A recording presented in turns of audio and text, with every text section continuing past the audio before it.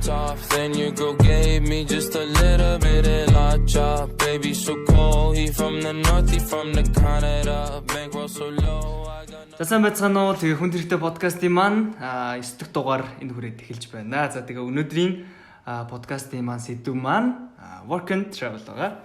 За тэгээд өнөөдөр зочноор 2 хүн оролцож байна. За эхнээсээ өөрсдөө нэлзүүлээ яваа. За. Тэрш. За сайн байцгаана уу. Намайг Бям жаргал гэдэг. Бям жаргал байна. За сайн байцгаана уу. Бадран уу гэдэг. 2018 онд Америк нэгдсэн улс руу work and travel-ээр 3 сарын хугацаанд явчихад ирсэн байгаа. Бям балглаа. Би 2017 онд тэгээд 8 онд 2 удаа явчихад ирсэн байгаа. Тэгээд хойлонд нь 3 сарын хугацаатаар ажиллаж амьдраад тэгээд аялаад ирсэн байгаа. Энэ юу сонсож байгаа? Тийм. За тэгвэл дараагийн асуулт хаашаа яг Америкийн нэгдсэн улс руу явж байгаа. Тэгэхээр хаашаа яг явсан? Ямар хот руу? За миний хувьд болохоор Америк нэгдсэн улсын Юта мужийн Солт Лейк хот буюу Давс хот руу утсан. Тэгээд амар том нууртай. Ерөнхийдөө давслаг байсан уу? Ерөнхийдөө цаг агарын хувьд Монгол байгаль орчны хувьд Монголтой нэлээд төстэй. Айгу уулархаг. Тэгээд цаг агаар нь Монголоос жоохон халуун байсан. Тэгээд бусдаар бол ерөнхийдөө төстэй газар очсон. За миний хувьд болохоор эхний удаа явахдаа би Аляска руу явсан. Аляскагийн Seward гэдэг жижиг хотод очиод 3 сар ажиллаж амьдарсан байгаа. Аляскагийн хувьд бол угаасаа хүүтэн сэрүүн уур амьсгалтай гэдгээр алдартай. Тэгээд хамгийн халуундаа ер нь бол 20-25 градус л хүрдэг. Бусад үед дандаа нэг 10 гаруй болцоо. Өндөр уулархаг тэгээд гой мөнх цас дуулсуудаа ер нь бол байгаль нь бол гайхалтай байсан. Хоёр дахь удаага явахдаа би Массачусетс мужийн Ли гэдэг жижиг хотод очижсэн. Тий. Тэгээ ер нь бол дандаа миний явсан агентлагууд бол дандаа тийм жижиг хотууд руу зуучилдаг албаар гэх юм уу да. Яагаад гэвэл жижиг хотод арай амархан тий аж төрөх байдал нь арай амархан гэдэг утгаараа жижиг хотууд руу явдаг байсан. Тийм байгаа. За тэгэхээр 2 хүмүүс ингэ явчаад ирсэн байгаа. За тэгээд эхний асуулт хэрхэн яг одоо work and travel-ээр явхад те яг юу бэлдэх хэвээр хэрхэн яг юунд бэлдэх хэвээр байдаг гэж магадгүй хэлний төвшин эсвэл одоо юу ч бас сэтгэл зүйгээ ч юм уу бэлдэх хэвээр багтах хүний орон руу явж байгаа болохоор энэ талаар ер нь өөрсдөө яг ямар хуу төвшөнд одоо бэлдэжсэн бэ ч юм уу. Өмнө за work and travel гэл Америк гэхлээр нэг гоё орон боддог те яг очиод яг үзэхэд яг ямар санагдсан ч юм уу. Энэ талаар за Америкийн одоо ажлын work and travel буюу WAT гэж товчлоод байгаа ажлын J1 виз олгодог. J1 виз нь ямар шаардлага хангах хэрэгтэй байдаг вэ гэхээр ихтэй сургуулийн оюутан байх хэрэгтэй. Тэр нь бакалавр, магистр, докторант хамаагүй. Зүгээр л ихтэй сургуулийн байсан байх. Ихтэй сургуулийн оюутан байх хэрэгтэй. Хоёрдугаарт 18-аас дээш насны байх хэрэгтэй. Гуравдугаарт агентлагаар заавал дамжиж явах хэрэгтэй байдаг. Агентлаг нь бол зүгээр хаа хамаагүй агентлаг биш. Заавал work and travel-аар нөгөө баталгаажсан. Тийм баталгаажсан тийм агентлаг байх хэрэгтэй байдаг.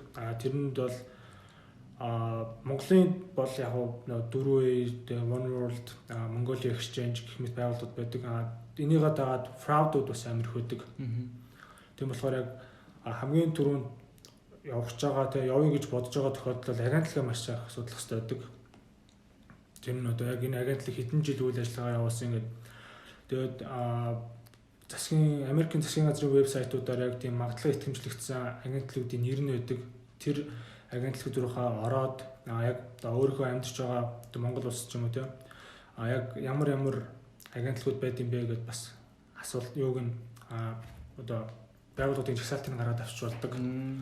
Тийм болохоор ер нь бол судалгаа шаардлагатай. Манай найзууд ялангуяа одоо өмнөх жилүүдэд fraud буюу одоо хөлөх багнуудаар яваад хохирцсон хүмүүс амар олон байт юм байлаа. Тийм тэр утгаараа би бас хамгийн анх явж байхдаа нэлээд болгоомжсон л да. Хохирын хэрэг бүр ингэ очих боломж үү? Харин тийм. Яг яаж хохирсон? Тэрүүд талаар болохоор виз нь гарчдаг, очдог. Тэгсэн чинь ямар ч тийм юу байхгүй. Одоо чиглүүлэх хөтөлбөр байхгүй. Бид нар чинь бол жишээлбэл агентлагууд бол ялангуяа ямар нэгэн асуудал гарах юм бол шууд бэлэн утасны дугаар муугаар өгдөг. Одоо ямар нэгэн асуудал хүндрэлэх юм бол энэ дугаар залгаараа toll free буюу одоо үнэгүй дугаар одоо ямар ч хамаагүй уснаас энэ дугаар руу залгаараа ийм чиглүүлэх хөтөлбөр байдаг шүү гэх мэт тийм мэдээлэл өгдөг. Нэгсэндээ тийм нэг мэдээлэл байхгүй. Зүгээр очоод хаягдсан. Тэгээ юу ч хийж мэдэхгүй те. Хоёрдугаарт очсон чинь нөгөө манайх ийм хүн авахгүй гэсэн тохиолдол бас гардаг. Бүр хамгийн өндөр зэсх юм бол хэл гарахгүй те. Хятадаар юм уу солонгосоор дамжиж явжсэн чинь Америкийн хэл рүү нэвтрүүлээгүй тохиолдлууд бас гарч ирсэн. Энэ бол мэдээж цөөнөлтөө. Ихэнх тохиолдолд зүгээр мөнгө аваад алга болцсон бас хармангал тохиолдод байгаа. Тийм болохоор агентлагаа сайн судлах хэрэгтэй гэдэг газраар гэсэн үг шүү дээ. Олон жил доктортой үйл ажиллагаагаа явуулсан. Тэрвээ агентлагч нь тодорхой болсон байх юм бол өөрөө чинь зүгээс нэг ямар тийм их юм шаардахгүй. Сурж байгаа гэсэн үн тодорхойлт ч юм уу тийм. Тэгээд мөнгө мэдээж хэрэгтэй. Тэгэл дүнгийн тодорхойлтыг ялангуяа 1-р курсын оюутнуудад амар чухалч үздэг. Ягаад вэ гэхээр дүн муу Америкийн нэгдсэн улсаас одоо батламж гаргаад юм л та. Энэ хүн яг 3 сар ажиллаад буцаад улсдаа ирэх үү? Тэр утгаар нь яг сургуулаар нь барьцаалж ийн гэсэн үг л дээ. Энэ хүн яг буцаж хурж ирээд сурах юм уу? Тэрийг яг хамгийн их тодтогцуулна дүн байдаг. 1-р курсын оюутнуудын дүн муу хам бол ихэнхдээ гардггүй. 2-3 дугаар курсын оюутнууд бол гайгүй. 4-р курсын оюутан бол бас дүн гардаг. Тийм төгсөөд яач магадгүй. Зарим тохиолдолд 4-р курсын оюутнууд гарах магадлал нь нэг тийм баг бичсэн юу шаарддаг. Чи ингээд төгсчих юм бол буцаж ирэх яаж ирэх юм бэ гэдэг байдлаар ажлын байрны тодорхойлт бас шаарддаг. Одоо би одоо буцаж төгсчөөд буцаж ирээд ажиллана гэх юм бол ямар байгууллагад яаж ажиллах юм бэ? Жимээр ажлын байрны тодорхойлт шаарддаг. Энэ бүх зүйл нь болохоор яг элчин дээр шаарддаг зүйлнүүд. Тэрнээс өмнөх бичиг баримтууд нь бол ерөнхийдөө миний явж исэн Mongolia Exchange гэдэг байгууллагад явхад бол төлбөрөө төлчихэд бол бүх бичиг баримтын асуудалгүй гаргаад өгчдөг. Тэгээд нэг хатан дотор хийж өгөө. За энийг шаардна. Тийм юм асуух юм бол энэ биш баримтыг гаргаж өгнө гэх юм шиг эмгц хэстэй гаргаж өгөө. Тэгээд хэд дуудаг одоо элчин дээр юу их вэ? Явахаас өмнө юу бүрдүүлгөө? Очоод нэг 7 хоногтой яах ёстой вэ гэх мэт бэлтгэлийн аягүй сайн хангаж өгдөг. Тэгээд бусад байгууллагууд ч гэсэн тэгдэг юм шиг санагдаж илээ. Тэгээд хүмүүсийн байж байгаа хадаад. Тэгээд журнал тиймэрдээ. Окей. За газрын хэмжлэл ерөнхийдөө бүх юм ярьчлаа шүү дээ. Тэгээд нэг амар тийм мундаг англи хэл ганц юм нь болохоор тийм амар нэг мундаг англи хэлнээс тийм чадвартай байх шаардлагагүй. Гол нь чи ингээд яг ингээд хичээдэг байх л хэмжээтэй. Бүр ингээд чи үнэхээр англиар ярьж чадахгүй тохиолдолд ингээд арай гэж ойлгодог тийм тохиолдолд бүр ингээд юу гэдэг буудлын зөвлөгчийн ажил дээр унаа тий. Хүнтэй ингээд хамгийн бага харьцах хэмжээ нөхгүй. Гэхдээ энэний үр дүн юу гэхээр цалин бус ажилласаа $1-2 доор. Яг ийм байдаг л та. Ярианы англи хэл яг манай байгууллагт бол миний явжсэн байгууллагаар бол ярианы англи хэл заавал шаардж байсан. Тэр нь яах вэ гэхээр чи ядаж хүнтэй ойлголцдог байх хэрэгтэй гэдэг утгаараа. Тэгээд яг явж байгаа газраас хамаардаг. Олоолаа явж байгаа мó. Олоолаа явж байгаа тохиолдолд бол яг фракс дундаа нэг хүн байхад бол тэрийг ингээд аваад явчихгүй хэмжээнд гэж үздэг. Ганцаараа явж байгаа. Тэр нь болохоор бас хүнээсээ шалтгаалдаг л та. Би одоо юу гэдэг юм зөвхөн ингээд ганцаараа баймаар байна. Би ингээд яг ингээд өөр соёлд ингээд өөрийгөө хүрээлүүлмээр байна гэдэг утгаараа хүмүүс ганцаараа мэдээ явдаг. Эсвэл би найзтайгаа явж байгаа юм. Эсвэл би өөр хүмүүстэй хамт яваад өөр хүмүүстэй танилцаад 3 сар ингээд гой баймаар байна гэх мэт шалтгаануудаар боддог. Тэр болгоноос хамаараа шаардлагууд нь ондоо. Гэтэ эцсийн дүндээ элчингийн ярилцлагандаа тэнцхийн тулд чи элчингийн ярьж байгаа зүйлийг ойлгох хэрэгтэй. Элчингийн ярилцлагандаа мэдээж бэлддэг тийм. Тэгээд элчингийн ярилцлагыг ойлгож иж мэдээж визагаа авдаг. Тийм болохоор ер нь бол ярианы англи хэл тэр нэгтээ мэдээж дээд төвшний биш те. Зөвхөн хүн юм асуухад ойлгочдөг. Хүнээс юм асуугаад хариултыг ойлгочдөг хэмжээний л байх хэрэгтэй үздэг байгаа. Ер нь бол нөгөө дунд төвшний хэл гэхэд интермедиат гэхэд ер нь бол болчих юм байна тийм. Гэхдээ ер нь бол бүр англи хэлгүй хүмүүст бол бэлтгэр хангалттай байх зүйл л та. Жишээлбэл би 9 сард бүртгүүлээ гэхэд дараа зуны 6 сар гэдэг чинь надад баг 6 7 8 сар нэр бүртгэлийн эзэн өгдөг юм. 9 сараас эхлээл ер нь урьдчилсан бүртгэлгээл тэгээд 12 сараас эхлээд ажлын ярилцлаганд орж эхлээл 3 сараас визэнд орж эхлээл тэгэл Тэгэхээр юу гэсэн юм бүхэл яг ингээд 9 сараас ахуулаад яг 100 сарын турш бүтэн жилийн бэлтгэл ажил явуулдаг гэсэн үг шүү дээ. Тийм болохоор бүр ямар ч англи хэлгүй байсан ч хамаагүй бэлтчихэд бол хангалттай хугацаа байдаг. Тэгээд яг би яг өөр байгууллагуудыг мэдгүй л юм л да. Миний явж исэн Mongolia Exchange болохоор бүртгэл нь аягүй хурдан дуусдаг байсан. 9 сар зарлахад бол 10 сар их ирэхэд баг бүртгэл үлддэггүй байсан. Тэгээд бүр нэг ховор тохиолдлуудад оны дараа гэсэн үг л дээ. Бүртгэлээ хаачаад зарим хүмүүс нь яваа болсон тохиолдолд нэг сул заа гарч ирж штэ. Тэр нь ихтэй аягүй ховор. Тэгээд оны дараагаар бүртгүүлэх тийм нөхцөл баг байдаггүй. Тэгэхээр бол хэрвээ яг явахаар шийдсэн гэж бодож байгаа тохиолдолд бол баг л 9 сардаа бүртгүүлсэн дээр баг. Тэгээд яг уу явахад ганц асуудал $3,000. Тийм за одоо нөгөө яг ямар үзүүлэлтийг хангасан байх хэвээр тийм яг цаанд газраас нь юу шаарддаг талаар. Нөөс Батрангуйч айл агентгээр явуулсан. Би Voice of World гэлөө. Тийм Voice тэл. World Voice ч лөө. Тэгвэл чиглэлд байгуулах хадлаар ч юм уу. Одоо юу шаарддаг.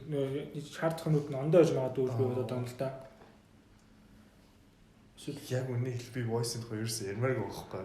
Яг хогийн газар руу яваад очсон байхгүй юу? Яа би манай тэр Mongolia Exchange гэдэг цаашаага Inter Exchange гэдэг байгууллагатай нэг харилцаатай явдаг.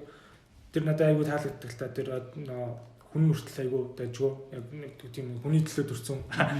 Тэгээд Mongolia Exchange-ээр явхад бол 3 төрлийн одоо юу гэдэг сет гэх юм уу та. Байдаг. Тэр нь болохоор хамгийн ихний төрөл нь болохоор $1,250 эхэлдэг. Тэр нь юу вэ гэхээр $1,250-т яг очоод батлан даана. Мэдээж юу хэрэгтэй? Insurance даатгал нөгөөд хоёрдугаар одоо энэ хоёр л юм да. Тэр нь $1,250 болж байгаа. Тэгээд өөрөөс чинь юу шаардах вэ гэхээр ажлын байр өөр болох хэрэгтэй. Энэ одоо 2 дахь удаага ч юм уу те 3 дахь удаага явж байгаа хүмүүстэй хэрэгтэй гэсэн үг те. Баг зардлаар. Тийм баг зардлаар явчихна гэсэн үг. 2 дахь нь болохоор $1,550 байдаг. $1,550-т нь болохоор яг ажил бүх юм багтцсан. Зүгээр л баг зүгээр яж аваад явчихдаг. Тоглоомч. 3 дахь багтсан болохоор $1,650 байдаг. Тэр нь Нью-Йоркт нэг хоног $100 байрших боломжтой гэсэн үг. Ер нь бол Нью-Йоркийг $100-оор нэг хоногт багтаад үзчихнэ гэсэн үг. Тэр нь бол айгүй боломжтой. Тэр нь гэхдээ очих гадраас хамаарна. Хэрвээ одоо миний очих байгаа газар Нью-Йоркоос хамаагүй хол ах юм бол би $1,650 явж чадахгүй. Жишээлбэл би эхний удаа Аляска руу явж хат хоёр баг ТV-ийн хоёр нөгөө үнцэг болохоор $1,650-аар би явж чадаагүй. Тэгээ нэг иймэрдүү тэгээд сервисийн мөнгө гэж авдаг. Тэр нь нэг $80 байдаг. Тэгээд юунд ороход элчингийн ярилцлагч нь бас нэг хэдэд өглөөж бас нэг $70-80 орчим өгдөг л дээ. Тэгээ ерөнхийдөө яг хамгийн үнэтэй зардлаар нь бодоход бол одоогийн байдлаар $1,750 орчим болчихлоо шүү дээ. Тэгээд Disney мөнгө $1,200 өгдөг. Disney мөнгөийг доллараар заагаад боддог вэ гэхээр мэдээж олон улсын нислэг гэдэг утгаараа доллараар боддог. Тэгээд долларын үнэ ер нь өсчихдээ болохоор яг Монгол мөнгөөр хэд болох боломжтойг хэлж чаддгүй л дээ. Нөгөө талаараа айгүй доктортой яг л 1650-аар л тийм дэвшлэхгүй доошлохгүй. Уусаа ханшаараа хангалттай өсөж байгаа болохоор тэгэд нэг тийц болохоор $1,200 гэдэг нь ерөнхийдөө Кореан явахад хамгийн өндөр зардалтай нислэг нь Хятадаар дамжиж явж болно, Оросоор дамжиж явж болно. Тэр нь гэхдээ тухайн хүний яг виз гарсны дараа асуудал, тийцний асуудал. Тэрийг бол яаж ч болно. Тэгээд ерөнхийдөө бол нэг хамгийн бага зардлаар ботод $3,000, хамгийн их зардлаар ботод нэг $4,000 болно.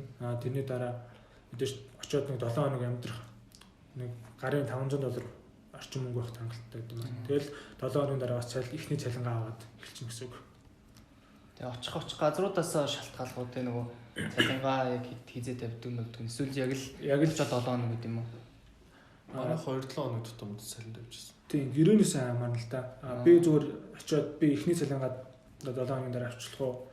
2 дахь цалингаа би яг 2-7 хоногийн дараагаас. Ер нь бол яг л ажиллаж байгаа гэсэн үг шүү дээ. Сард 2 удаа цалин байна гэсэн үг. За тэгвэл хөлс юуны хувьд бол нэг тийм байдаг хүн. Тэгээд за очлоо тэгээд ерөнхийдөө яг яг ямар ажлын байран дээр очдог бэ? Яг одоо ингээл хүмүүсийн сонсохны бас ингээл зовж байгаад ирлээ, зарим нь яг зарж гаргаж байгаад ирлээ гэж ярьдаг те. Тэгэхээр ямар ажлын байрнууд байдаг? Эсвэл яг эндээс сонгож очдог болов те? Эндээс яа тэр ажлын байрнуудыг ер нь яаж сонгодог талаар? За миний мэдэх ажлын байрнуудаас зүгээр дурдах юм бол за бүр тийм буудлын яг housekeeper буюу тийм үйлчлэгч байгаа. За тэгээд галтгооны ажилтан байгаа. Янз бүрийн мах шаарддаг. Угаагчаас эхлээд мах янз бүрийн бэлддэг. За тэгээд паркуудад зориулсан юунууд байгаа.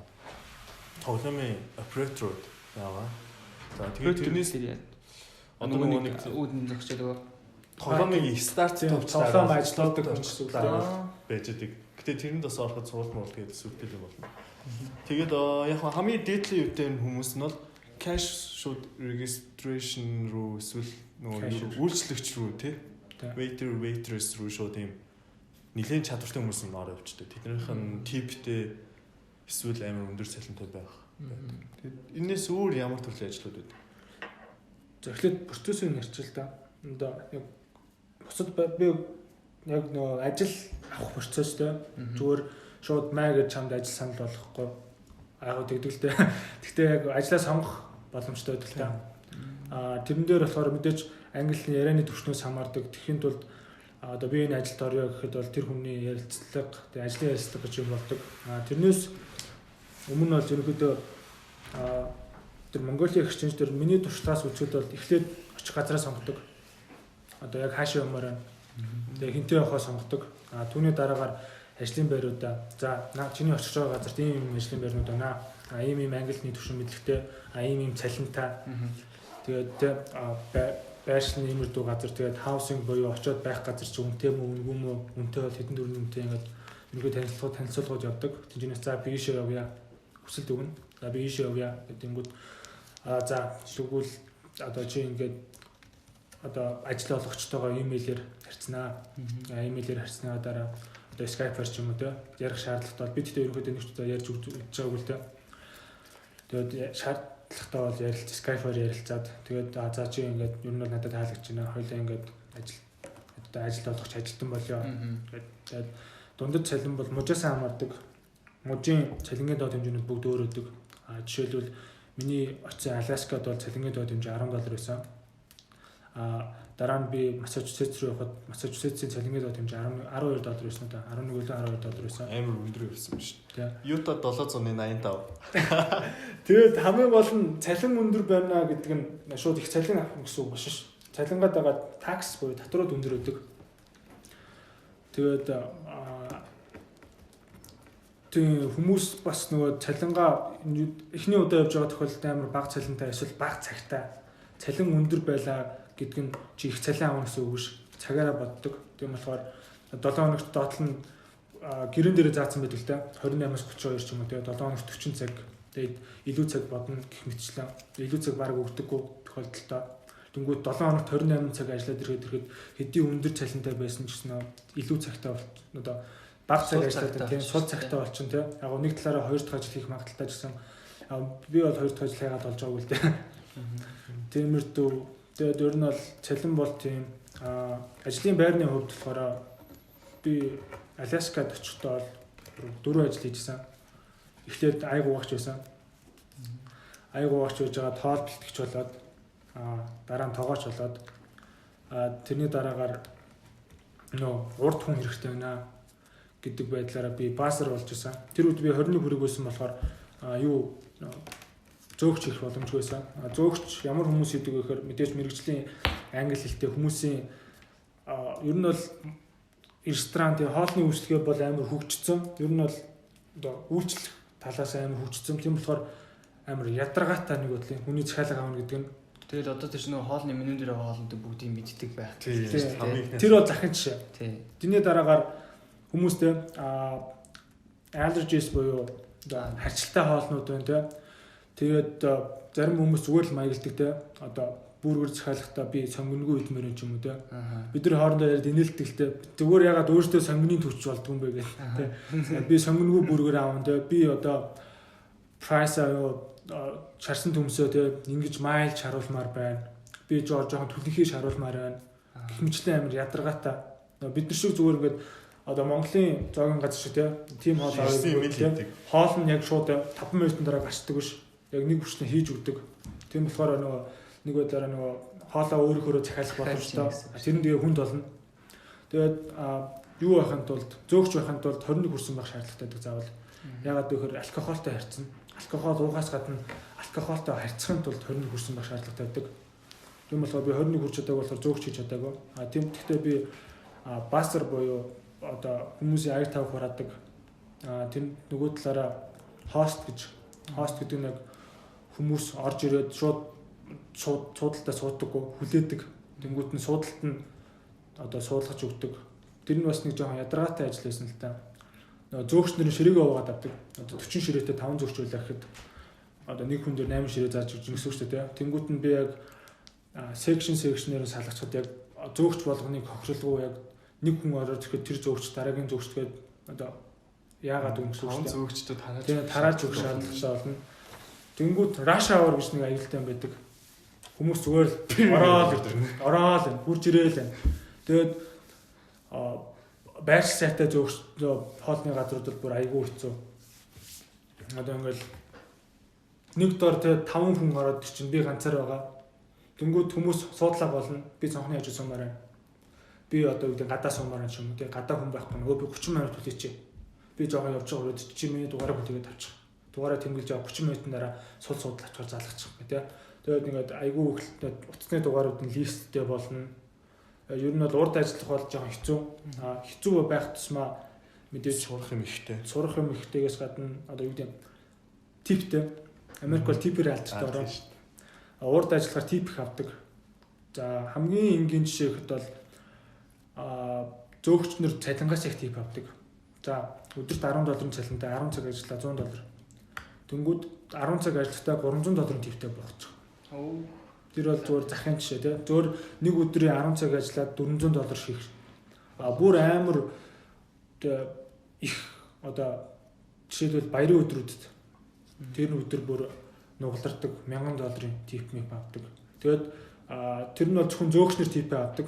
Зөөгчнөр галтгоондоо хуваад типнийхаа нэг 10% ч юм уу те өгөөд надад нэг 5% ч юм уу өгдөг. Тэгэхээр нэг $1000 би $50 авна. Хойно $100 авна. $100-ыг нэг зөөгчөөс $100 гэсэн шүү дээ. Тэгээд нэг $500 тип суулгахад галтгоонд нэг хэдэн хүн ажиллаж байна самра тэргээ тэнцүү байгаа тавьчих шүү дээ. Тэгээд үлдсэн мөнгө зөөгчих 15% нь өглөө 85% зөөгчих давхар цалингаа авдаг. Тэгээд зөөгч бол айгүй сайн дажгүй мэрэгжил. Тэгтээ 21 хүрсэн байх шаардлагатай. Тэгээд за ажлын байрны хувьд юм байна. Ресторанд ажиллахад бол нөгөө талаараа зочд буудалд 2 удаа авахтай би зочд буудалд housekeeper-ээр ажиллаж байсан. Housekeeper-ээр ажиллахад бол хамаагүй энгийн. Чи 3 цагаас өмнө ажиллаж байсан байх хэвээр. 3 цагаас хүн аваад ихтэй дөрөв бэлэн байх хэвээр. Юу үстэй. Нөгөө өмнөхд нөгөө цагаан хэрэглэмэрлийн солиол тий. Тэгтээ жоохон заваа ажил санагдсан. Хамаг хүний бохир дээр л харна гэсэн үг. Тий, жоохон заваа ажил санагдсан. Амар хөвгөлтөө санагдчихсан. Надад housekeeper нэг таалагдсан юм. Аюу хөвгөлтөө адлын явдалтай. Яг галтгоонд ажиллахад бол нэгэн юм тий. Аяг угаалаа. За хоол бэлтлээ. Хоол хийлээ. Хоол хийх нь гэхдээ мэдээж нөө хурдан хийх ёстой шүү дээ. Тэгээд нөө захиалга болгонд тааруулна гэдэг тогооч ядлал ерөөхдөө жоохон бас хэцүү ажил. Housekeeper бол харьцангуй амархан. Чи хүнтэй харьцах шаардлагагүй нэгдүгээрт. Чамд ямар англи нэмэгдэх хэрэггүй. Хоёрдугаар чи зөвөр ням байхад болоо. Эмэгтэйчүүдэд зориулсан ажил. Эхний удаа явж байгаа тохиолдолд. Тэгтээ мэдээж цалин бага. Тип байдаг. Тип үлдээчдэг л дээ. Одоо хаус үйлчлэгээ тайлбарсан тохиолдолд тип үлдээчдэг. Тэр нь гэхдээ типэн дээр жоохон хаалцдаг. Одоо өглөө босоод ажил дээр ихэд өрөөнүүдийн жагсаалт өгчин. За энэ өрөө чи зөвлөлтнэ гэдэг. Тэнгүүд хүмүүс төрүүлээд ороо тип нь авсан тохиолдол үүдэг. Тэгээ шүү дээ. Хүмүүс төрүүлж ороод надаас өмнө орсон хүмүүс зүгээр хурж ирээд өрөөнүүдөө шалгаж байгаа нэрэлтлээ тип шалгаалдаг тохиолдлууд байдаг. Тэрэн дээр бол яг менежерээс шалтгаалдаг л та. Зарим тохиолдолд баг менежерүүд нь өөрсдөө авчдаг тохиолдлууд байдаг. Тэрэн дээр хэрвээ менежер чинь тэр өрөөнд тэр типийг зөвхөн одоо тэр хүн ажилтнал авах ёстой гэсэн хатуу шаардлага тавих юм бол хамаа байхгүй. Тийм шаардлага байхгүй те хэн хүснэ ороо тип авчдаг байх юм бол өглөө боссон хүн л азтай болдог. Тэгнэ шүү дээ. Яг ажлууд бол яг миний туршлагаас ажиллахад бол би нэг 5 6 ажил хийж үзэхэд бол нэг иймэрдүү байсан. Тэгээд хөгжилтэй явдлууд мэдээж болдог. Бусад ажлууд гэх юм бол тий одоо тоглоомн дээр ажиллах ч юм уу тий одоо парк дээр миний үед яг парк дээр ажиллаад ирсэн. тий тэр талаар одоо манай Бадрамгой явах юм шүү дээ. Юусад лагун гэдэг одоо юу гэдэг уламжлалт баг 200 жилийн түүхтэй тийм айгу гоё парк байсан. Уламжлалт яг ингээ хуучныхын хэсэг нь хамт байж идэг. 100 жилийн түүхтэй roller coaster байж идэг. Ингээ яг цэвэр модон хийгдсэн. Тэгээ хажууд нь яг ингээд саяхан 16 онд ашиглалтанд орсон Cannibal гэдэг бүр галзуу юм юу ингээд зэрэгцээ байж идэг. Бүр айгу гоё тийм толгойн газар утсан. Хүн өгсөн үү? Ямар аюултай сонсогдсон бэ? Тий. Амар ерөөд бол ингээд нөгөө safety гэдэг асуудал нь амар чухал. Ингээл ямар нэг юм болвол яах вэ гэдэг юмыг бид нар өмнө 7 хоногийн турш ийм болвол тийм болно, ийм болвол тийм болно гэдэг 7 хоногийн турш суралт орсон байдаг байхгүй юу? Тэгэхээр тэрээс нь жоохон төвөгтэй байсан. Гэхдээ бол ажил бас чанга байсан яг үнийг хэлэхэд. Тийм. Уусаа ажил болгон чангастай тий. За хамгийн энгийн чинь нөгөө нэг юм одоо манай нөгөө Sky Resort юм дэше явдаг юм зам суудлал л шүү дээ. Тэрнтэй адилхан ингээд паркийн хоёр захаас ингээд дундуур нь явдаг. Паркийн дундуур ингээд явдаг юм. Юу сандал байхгүй агаар сандал, дүүжин сандал. Тэгэл тэрэн дээр орж ирэнгууд нь хүний суулгаж өгч зураг welcome to Sky Ride гэдэг ингээд гараа тэгээрээ хөлөө ингээрээ тим юмнуудаа хэлээрээ гэдэг ингээд газ нэг богино хэмжээний instruction амар өгсөн байхгүй. Тэгсэн чинь нөгөө welcome to Sky Ride чинь ингээд 100 200 хүн явсан зэрэг байхгүй болцсон юм чинь. Авцсан. Нэг хүнээс суулгаж өчөөр дараах нь хүн тэр суугаад бэлэн байж байгаа гадаа 35-аас дээш хэмээн халуунтэй тий.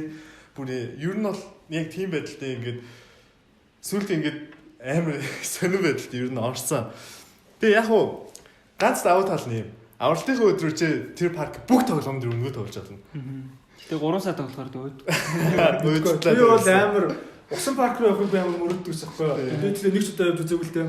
Тэгээ усан парк руу явах гээд амар хүчээгээд тэгээд сүүлд нь ер нь боли би зөв мөнгө төлөөд очигээд тэгээд усан парк чадаагүй. Тэгээд ер нь бол парк дээр ажиллаж байгаа хүмүүсийг би амар яадаг л та. Тэгээ атаархдаг. Би ч өөрөө галзуу болгоны донтой байхгүй. Нэг удаа парк дээр очихдоо би баг нэг парк дээр чинь яг Монголын парк шиг шүү дээ. Олон янзын галзуу болгоно, олон янзын нэг тийм экстрим тоглоомод байдаг. Ингэж эргэж мэрэгдэх тийм. Тэгээ би бол бүгдийн дуусах чинь санаа амарна гэдэг 10 цагаас хойш тэр чинь тэгээд зөв шууд иш орчиход орчихгүй. Амар тооцтой.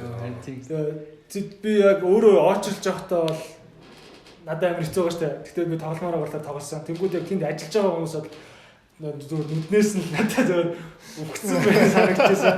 Ялгаагүй J1-ийн оюутнууд байгаа. Тэгээд ялгаагүй амар хэцүү байдаг. Тэгсэн мөртөө тэнд ажиллах юмсан гэж би амар бодож ирсэн байхгүй. Гоё юм тий усан парк руу өнгөө орсон. Ер нь бол 7 хоногт нэг өдөр заавал усан парк руу орно албаар. Усан парк бол харамсалтай нь юу байсан бэ гэхээр ийм 2-7 хоногийн 7 хоногт 5 өдөр ажиллах цалин $200-320. Маш бага цалинтай.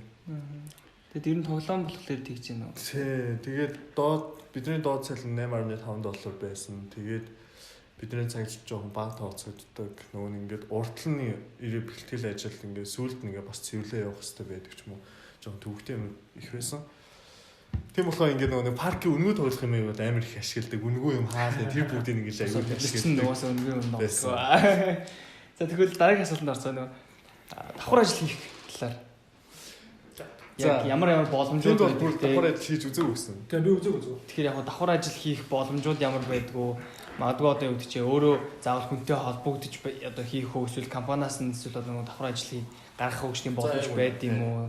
Хамгийн эхлээд бол шууд ийм завтай болчих юм бол эсвэл чи ингээд юу гэдэг хоёрын ажил хийх сонирхолтой байгаа бол зуучлагч компанид шууд хандаж бодно.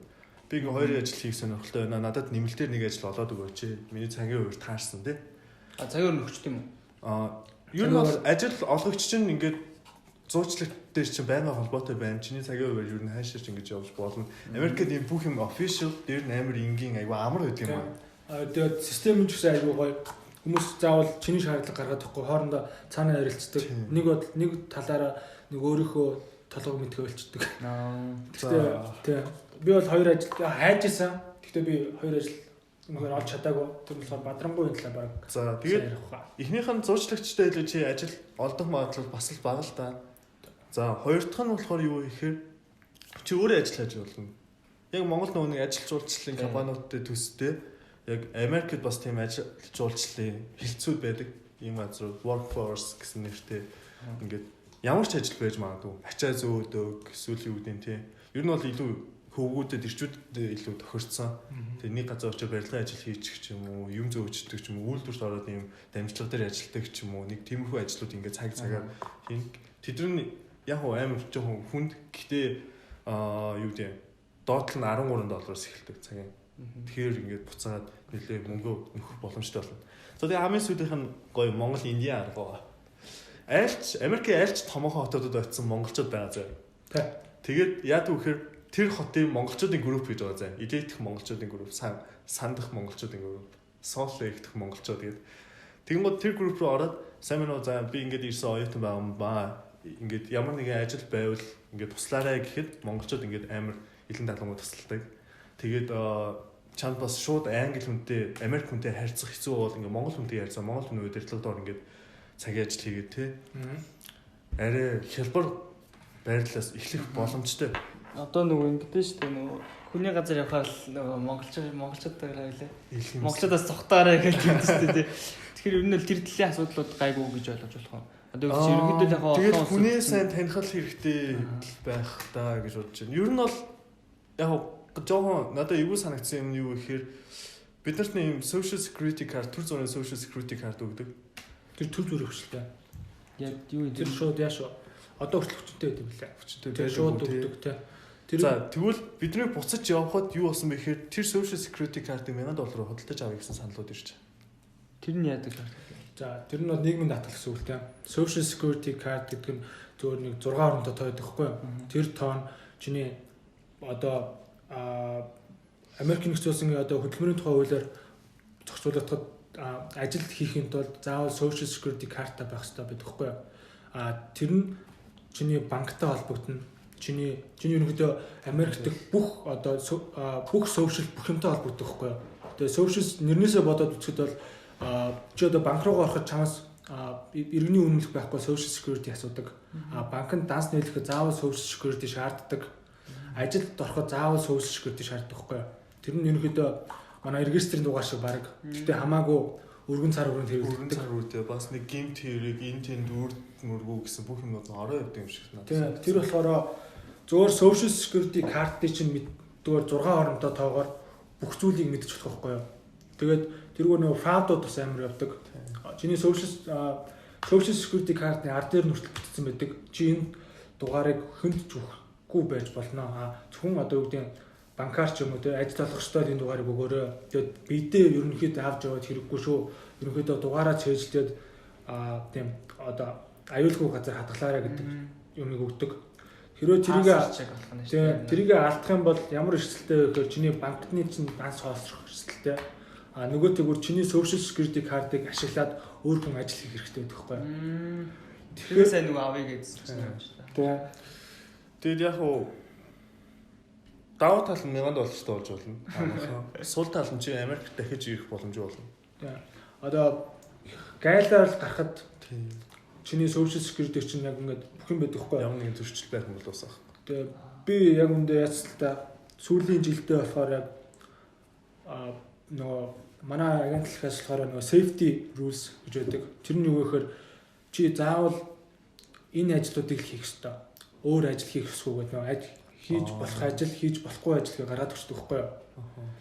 Тэр нь одоо юу гэдэг барилга ч юм уу те эсвэл химтэй одоо би тортой ажил хийх ч юм уу те эсвэл заавал мэрэгжлийн ажил хийх одоо бакалаврын диплом шаарддаг ажлуудыг хийж болохгүй би заавал ингийн ажлууд хийх ёстой гэдэг дүрэн байдаг. Нөгөө талаар би хоёр дахь ажил хийх гэж байгаа бол заавал мэдэгдэх ёстой байдаг. Би яг ийм ажил хийх гэж байна гэдэг. Тэнгүүд чамайг оруулахаас өмнө тэр ажилтгаалагчтай чинь агентлагаас ярилцаад өөр хүн томилж ярилцаад энэ яг одоо юу гэдэг миний safety-г хангаж байгаа гэсэн үгтэй. Тийм болохоор одоо за танах одоо яг энэ хүнд ямар ажил хийх юм бэ? Энэ хүн одоо аюултай байх уу, аюулгүй байх уу гэдэг юмыг сонгодог. Нөгөөтэйгөр галтгоонд ажиллахад хүртэл галтгоонд ажиллах сертификат олгодог. Би бүр $70 орчуулсан сертификат хаашаасан. Өдлөөс $15 сертификат авч ирсэн. Сургалтын зугаад ямар тэрэн дээр юу мэддэг байх хэрэгтэй вэ гэхээр те хоол яг яа тий ямар нөхцөл байдал тоол муудах уу, ямар нөхцөл байдал food handling гэж ярьдаг байхгүй юу. Тэгээ ямар хоолыг ямар хоолтой хольж болохгүй вэ? Хольж хадгалж болохгүй вэ? Ямар хоолыг ямар гараас хэдэн өдөр хадгалах хэрэгтэй юм бэ ч юм уу те. Тэгээ safety hazard буюу ямар бодисууд шууд гараараа хурж болох вэ, болохгүй вэ? Food handling хийж байхдаа гараад цаг тутамд ариутгах хэрэгтэй гэх мэтсэн амар өндөр стандарттай байдаг. Тэгээд нөгөө талаараа за ажиллахад бол тийм би яасан л та 2 дахь удаага явхад housekeeper явж байгаа би 2 сар ажиллаад 1 сард нь би аяллаа гэж хэлээд Чикаго дээр ч хар ажил хийжсэн. Нэгсэндээ зөвөр тийм хууль хийж мэддэг үү? Тэгэхэд болохоор жоохон толгойн ажиллах шаардлага гарсан юу вэ гэхээр би данс нэрхтээ мэдээ social security-гээр нээж байгаа шүү дээ. Тэгэхэд тэнд очиод манай найзууд байсан байхгүй юу? Манай найзууд надад яг юу гэсэн бэ гэхээр чи ингээд дансанд чинь ингээд тогтмол орлого орж ирэх болохгүй. Тэгэх юм бол чи энэ хүн ажил хийж ийна гэж шууд баригданаа. Нөгөө талаар чи social security-гаа ашиглаж болохгүй. Social security-г ямар хүнд олгодог вэ гэхээр зөвхөн ажиллах хэрэгтэй хүнд олгодог байхгүй юу? Би сургалтын визагаар ч юм уу аяллаа визагаар явж байгаа тохиолдолд social security олохгүй. Тийм болохоор social security худалдаж авч байгаа шалтгаан нь болохоор тэр ихгүй юу. Аяллаа визээр ажиллаж байгаа ч юм уу те. Эсвэл сургалтын визээр ажиллаж байгаа хүмүүс social security худалдаж авдаг. За тийм байгаад тэнгууд social security-гээр нээсэн тохиолдолд би ажил хийх гэдэг шүү дээ те. Тэнгууд би social security-гээр ажил бүртгүүлж болохгүй шүү.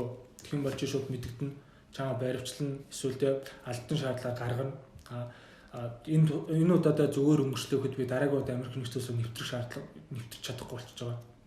Тэгмэд амар тийм хатуу юмнууд явж идэг. Хүмүүс нөгөө мэдхгүй болохоор иймэрдүү юмнуудаас амар алддаг.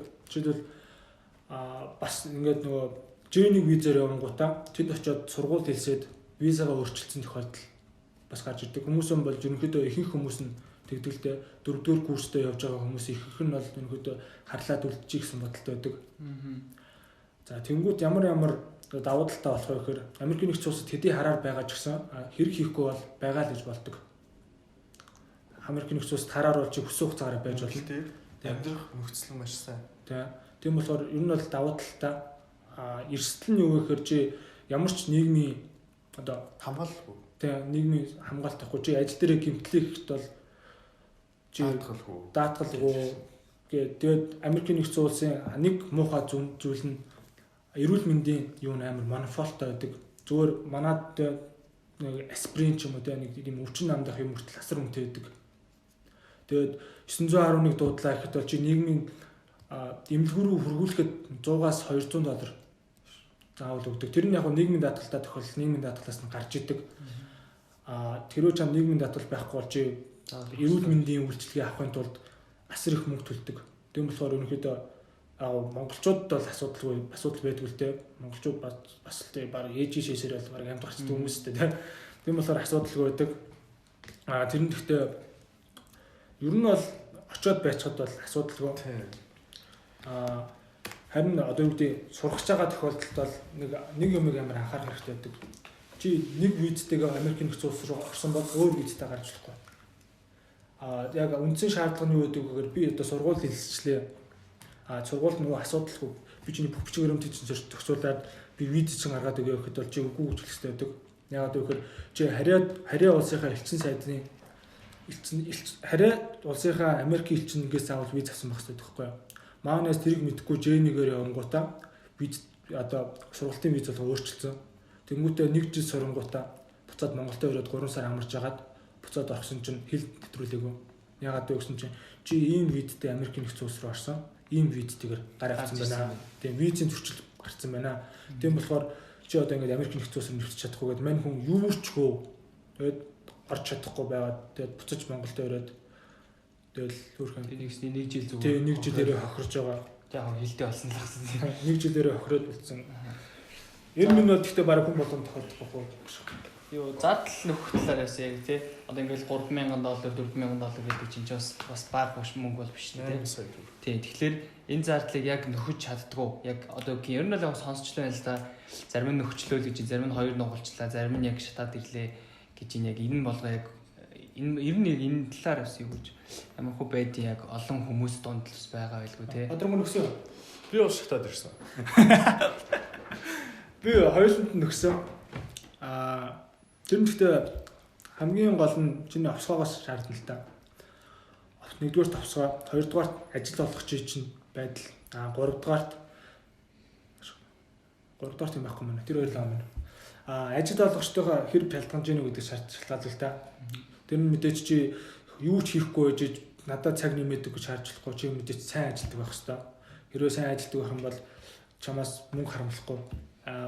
Америкийн соёлынх нь нэг юм те тип өгж байгаа мөртлөө чамд хүн таалагдах юм бол мөнгийг харамлахгүй. Ерөөсөө харамлахгүй цацдаг. Хэрвээ чи одоо үгүй $10-аар бүргээр авч идээд үйлчлэг нь амар гоё юм бол $20 тип өгөө явдаг байхгүй. Тийм нөхцөл байдалтай ажилдаг. Миний хувьд Аляскад ажиллаж байхдаа манай ажил олгогч жоохон навшин хүн байсан л да. Бидрийг яг бүр амар гоё саадаг байсан. Гэхдээ нэг гоё юм нь цалингаа яг гоё тавьдаг. Амар саадаг байсан бидрийг. Би юу гэдэм 7 хоногт өдөрт 12 цаг ажиллаж байгаа. Өдөрт ерөнхийдөө 8 цаг ажиллах хэрэгтэй байдаг. Би өдөрт 4 цаг илүү ажиллаж байгаа мөртөө би илүү цаг авдаггүйсэн. Хуулиараа илүү цаг авах хэрэгтэй байтал. Илүү цаг 1.5 төгрөгчтэй үсэхгүй. Тэнгүүд би илүү цаг авдаггүй. Гэхдээ монголчууд бол яг тэнд байсан монголчууд бол зүгээр дугаа ажилласаар байгаа л явсан. Хүмүүс бол айгүй их гарч исэн. Надад илүү цаг ажиллахгүй байна гэдэг шуумаар би одоо амар их ажиллаад ерөөс надад илүү цаг өгөхгүй байна гэдэг. Миний тохиолдолд болохоор би өдөрт 12 цаг ажиллаж байна. Би өдөрт $120 хийгээд тахтал хангалттай гэдэг үгнээс би чимээгүй 3 сар ажиллаж яваад гисэн. Нөгөө талаар надад бас нэг таалагдсан юм нь юу гэхээр манай ажил болгоч татвараас зайлсхийдэг байсан. Бидрээс татвар авдаггүй.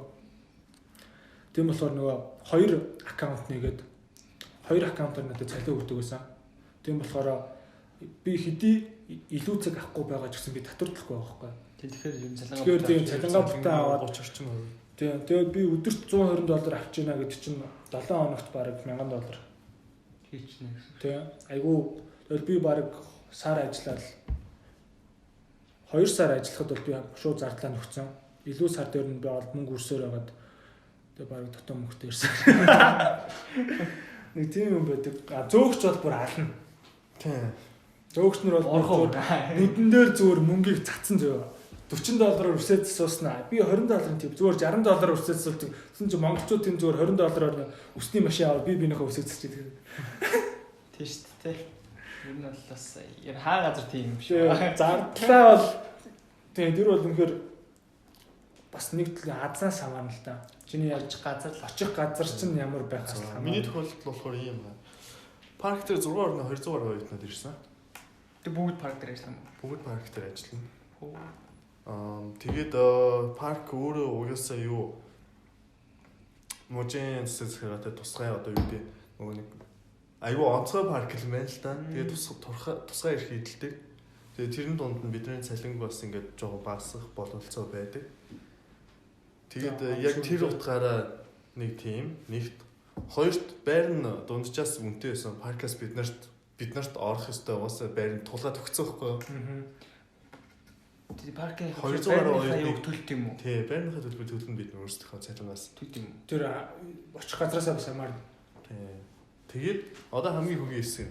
Бид нар өдрөө болно төлнө. Тэр чин бүр өдрөө болно явж байна. Аха. Тэгээ ямар онцгой. Тэгэхээр яг ингээд нөхцлөөл ингээд бүгдээрээ амар сайн шалгаа явж байгаа хэвээр. Ер нь бол одоо ингээд хүмүүсийн яриг сонсоод байхад ийм томоохон корпорац руу биш ийм жижиг байгууллагууд руу явуулах бүх юм нь арай хялбархан бас орлого өгч арай боломжтой гэдэг юм шиг. Тэрнээс илүү ийм том корпорациуд айгүй олон хүнийг зэрэгээр нь авдаг газар очиход яг амар гоё тийм соёлын солилцоо болж байгаа. Яг одоо гэхэд надад Оросд, Казахстанд, Италид, Доминикан, Серб тэгээд Хятад, Индонез найзууд байгаа байхгүй. 3 сар бүгдээрээ хамт ажилласан. Яаж ч гэсэн хамт ажиллаад тийм шоудахаар уусаа найзууд болоод дуусна. Одоо ингээд чат twitch гэсэн ингээд амар хөвчлөлтэй хүмүүс. Тий. Гэхдээ мөнгөөр бол бүгдээрээ шатцгаасан. Бүгдээрээ тэгээд цалин муу байна гэж хэлсээр байгаа шоуцрахал туусан. Хаагаад юм тавтай. За яг энэ дээр бас нэг юм байна. Яг монголчуудын яг соёл те ингээ олон улсын соёл яг энэ соёлын одоо солилцоо гэж ярьж тээ. Яг эндээс яг юу сурж авч ив те ингээд одоо ингээл усаал бид нар ингээл гадагшаа гарч юм чинь ингээл нэг соёл суралцсан те яг хамгийн одоо үед чинь таалагдчихсэн яг хэсэг ч юм уу. Тийм хөдлөө.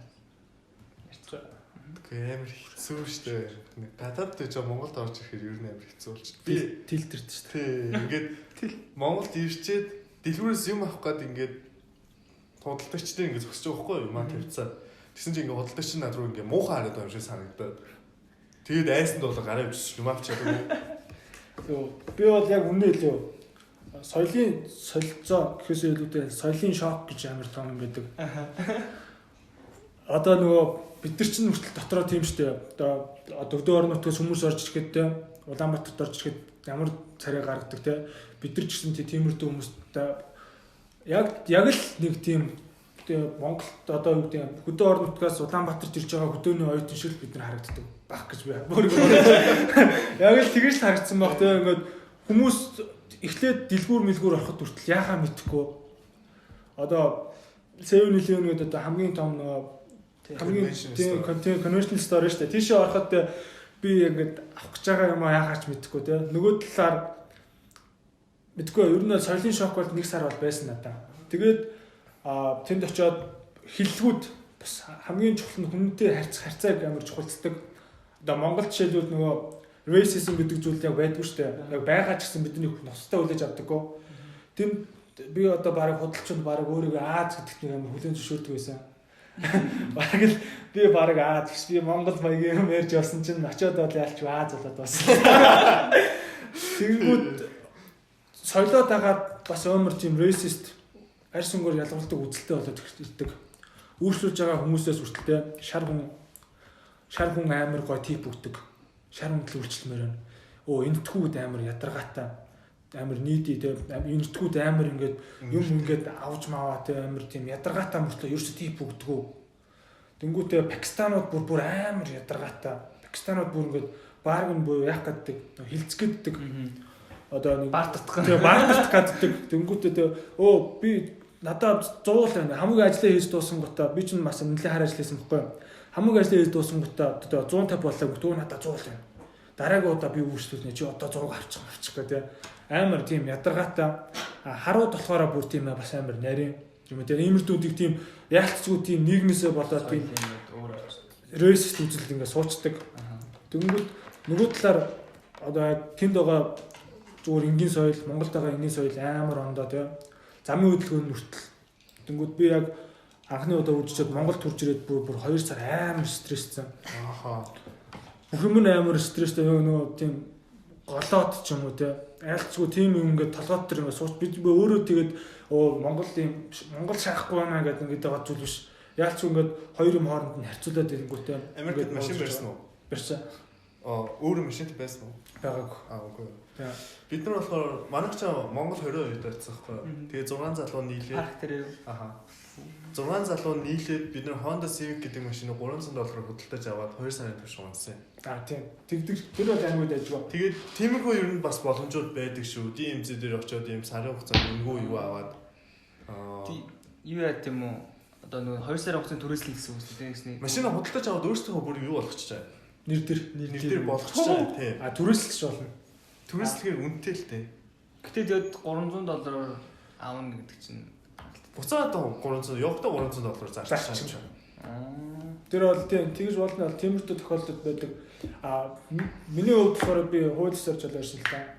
Нэг найзтайгаа хамт битгаар нүүдэлтэй ажилладаг өсөхгүй. Чикагод сүүлийн 1 сар том трак барьдаг гэсэн. Би нэг барьж үжээд за би юу ачааны машин ирээд яах вэ гэдэг. Би зөв сүлдээ замч болоод Google Map хараад манайз машин бариад битгаар хоёулаа айл нүлгдэг гэсэхгүй. Тэгэд бол хар ажил бол нэлээд хийж сурсан. Ер нь бол би яг Америк руу 2 удаа явхад бол хангалттай хөөрхөн хөвгөлтэй явсан л та.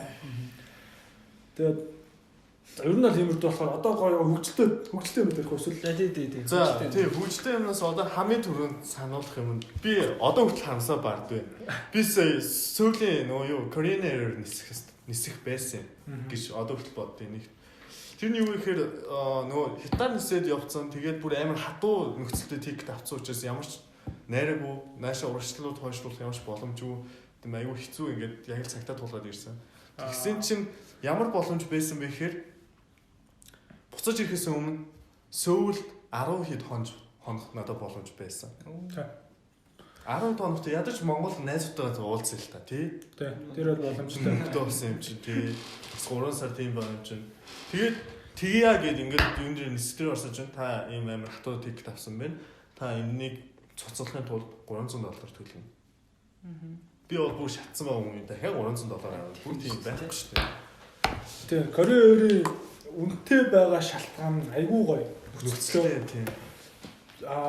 Онгоцны буудалч жоох онгоцны дотроо бүх юм өнгөө. Яг үнийг би нэг удаа бүр согтуу онгоцноос гарч ирсэн. Пяосоор согтуу онгоцноос гарч ирсэн. Тэр бол зөвхөн ингийн жишээ. Тэгээд нэг удаа бол нислэгээ сольж болно. Үнгүү сольж болно. Гэхдээ мэдээ сарын өмнө хэлэх хэрэгтэй л да. Нислэгээ үнгүү сольжтой наашлуулж болно, уурж болно, ухрааж болно. Эсвэл ядаж ингээд хоёр нислийн дунд зай гарч болж байгаа байхгүй юу тий. Чи уусаал яадаг байхгүй юу? Монголоос шууд нислэг байдаггүй. Заавал нэг юмар дамждаг байхгүй юу? Сөүл дээр буугаад Инчоноос одоо Нью-Йорк руу ч юм уу тий. Эсвэл Хятадаас Нью-Йорк руу ч юм уу тий. Тиймэрд болохоор дундын нислэг уусаа хоёр нислэг дамжих болохоор Инчоны нислэг буудал дээр бол нэг би бол 10 хамгийн дээдлэлт нь 16 цаг байжсан.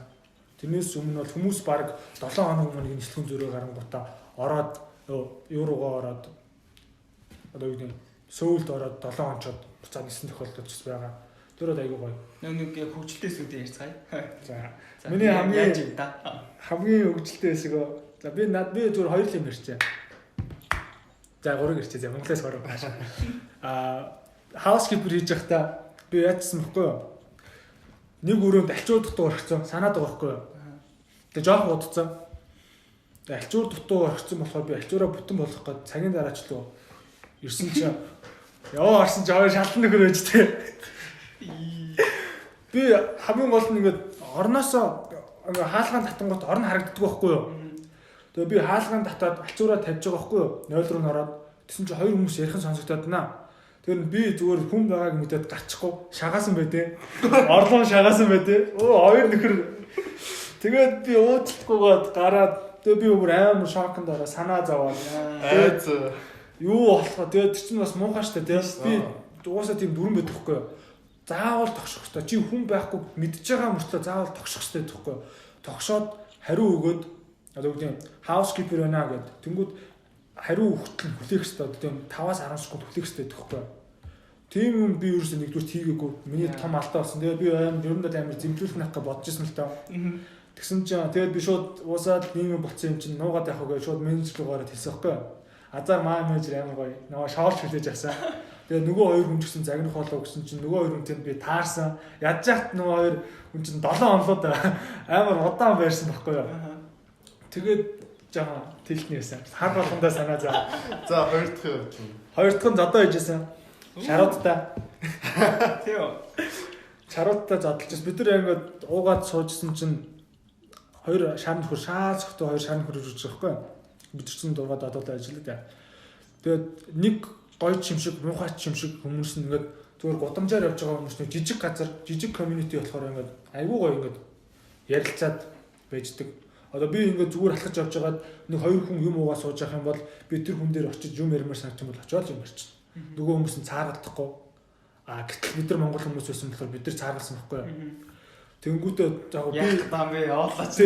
Би ингээд жоохон байсан чинь нөгөө манай найзууд надлаа одоо явуулаа хандаа амар ядаргаатай шүү дээ. Надлаа явуулаа гэх тэнгүүт за бид нар одоо ингээд нөөдөлж явчихгүй. Зүгээр зайлаач игээ хөөч чадахгүй.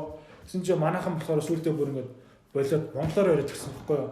Тэгсэн чинь монголоор яриад инээлдэд ирсэн чинь соёлын ялгаа гэдэг зүйл нь Америкчууд нэг юмд амар дургу. Хажууд хүн ингээд өөр хэлээр ярихад амар дургу. Одоо Facebook-оор ч гэсэн бичлэгүүд байгаа шүү дээ. Өөр хэлээр ярьж байгаа хүмүүстэй маргалж байгаа тийм. өөр хэлээр ингээд ярихт нэг тийм өөрсдийг нэг доромжлоод байгаа санагдаад юм шиг үлээ. Тэнгүүтээ маа найз руу инээгээд зүгээр инээгээд та нар бидийг доромжлоогүй үсттэй гэсэн бохоггүй. Манай хүн юу ярьж байгааг нь ойлгохгүй зүгээр явуулмаар байгаа. Yes. Тэгээ манай хүнийг цогсон. 6 мангал 2 шар байсан. Амэна. Тэр хоёрын өмнөөс тэгээд би бол зүгээр салах гад яриад байгаа байхгүй. Хамгийн гол нь бид нар бүгдээрээ зүгээр шаа сохтуу заяа. Тэгээд нэг сэрэг зал байсан байхгүй. Монголчуудтай амар нийлдэг, сэрбүүдтэй дургу. Монголчуудтай аягүй дайжгүй нийлдэг.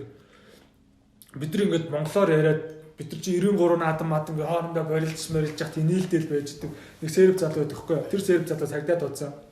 Бид нар бол тэдэнд огч гээд байгаа шүү дээ. Тэгсэн чинь тэр сэрэг залуу цагдаад удаад тэгсэн чинь би цагдаад дуудсан шүү орсон чинь нөгөө хоёр залууч за бид нар ингээ маргаан уссангүй зөв friendly fight байлаа. Тэгээ нөхөрсөг зодон байсан шүү хурцуулаа. За сайхан тэмдэглээрээ аюу гой зодолж ирсэн юу ч болох юм шиг алхаа яваад гэж байгаа байхгүй. Тэгээ хоороос нь цагдаа өрсөн чи би насан дөрөв бид нар юу ихэнх насан дөрөв байсан. Цагдаа гэдэг сургаар хамаагүй маргаж байгаа юм чинь. Тэндээс нь лаад маа за нуугаа нэм тийм болоод тэгээ цагдаа өрсөн чи бүгд цогтоо заяа. Бүгдээр ингээ чих цогсцсон. Цагдаад мэдүүлэг өгч байгаа байхгүй. Тэгсэн чинь нөгөө хоёр хүнд нь олсон юм байлээ л да. Тэгээд айгүй гоё юм ингээд би бас нэг талаараа жоохон айсан л та. Хүний нутагт одоо юу гэдэг зодомжгүй байж болохгүй гэдэг. Тэгсэн чинь Америкийн нэг гоё хууль нь зөөргөө хамгаалаад хүний амьд хүрж болд юм байлаа. Тийм болохоор өргөдөө ингээд чамаа та нарыг бид рүү шууд ингээд болсон мөрчөөс үнээр нэрж байгаа шүү дээ. Басаа удаа ажиллахгүй юм чаа.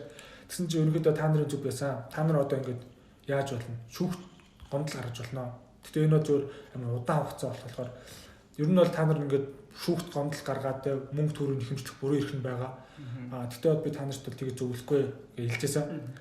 Тэнгүүд бид нар яг тийм жижигхэн хэцгээ яганы гудамж нэрлэлцэн. Тэнд нь хамаг баар маар юмнууд нэдэг. Тэнд нь бас манай ресторан байдаг хөхгүй. Тэгээд бид нар ресторанаа хаагаад явж исэн чинь нөгөө хоёрт таард юм да. Нөгөө хоёрт таарсан чинь өө сайн уу юу андаа дүрээд ирж байгаа. Тэгэхээр бит хоёр ихлэ танихгүй байгаа байхгүй. Маа яг нөгөө зохиулдаг найз бит хоёр явж исэн чинь юу вэ санжино friendly fight маа юу андаа сайн уу юу гэсэн чинь штэ юу байсан та нар гайгүй ярьсан юм байна шүү. Амар гоо нөхөрсөг яриа өрнөд салж байгаа байхгүй. Тэгсэн чинь маа нэ шоконд орцсон. Хүүш ийм том байсан юм уу гэсэн. Хоёрлоо баг 2 м өндөртэй хоёр байсан байхгүй. Маа нэ зүгээр согтуу юу ч мдэггүй. Тэгсэн чинь 2 м өндөртэй хоёр залуураа зүгээр орилоод яриадсан. Ийм том байсан маа нэ зүгээр метр даал штэ. Намхаа тэгсэн ийм том битээ юм байсан юм уу? Шокраад дуусчихсан. Тэс гайгүй хаваа юм шиштэй байна. Тийм хөвчлөлтэй штэ. Тэгээд гуравтхан би нөгөө хар ажил айл нүүлгдэг байсан. Тэгсэн чинь нөгөө айл нүүлгэхэд тип нэгдэг бид нар нэгт юм уу те? Тийм.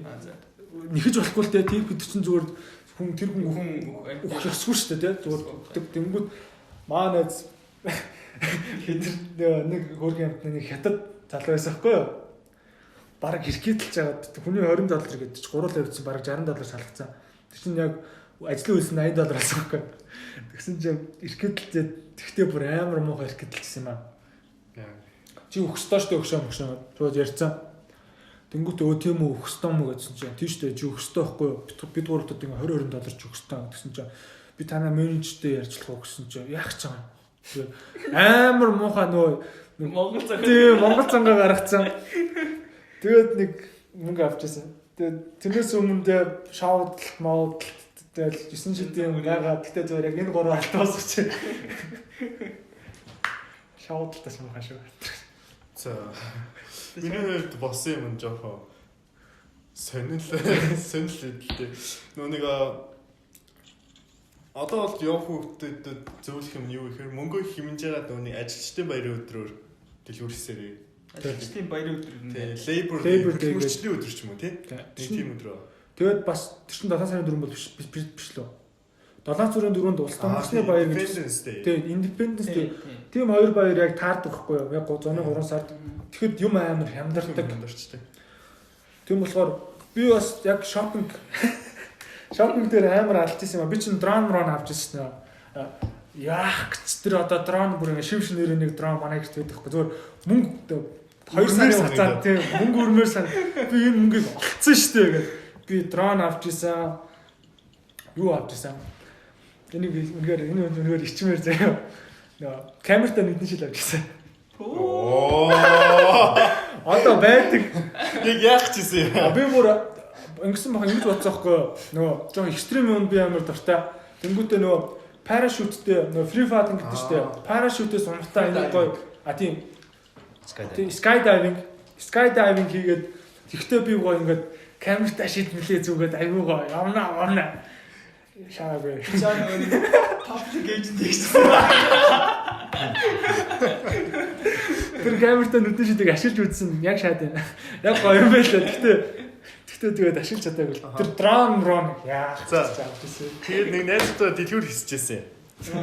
Тэгээд нөгөө нэг бид нар 20 л оцсон. Тэгээд манай 20 хүний дунд бол яг англиар ингээ хүнтэй асуудалгүй харьцаж болох 3 хүнтэй.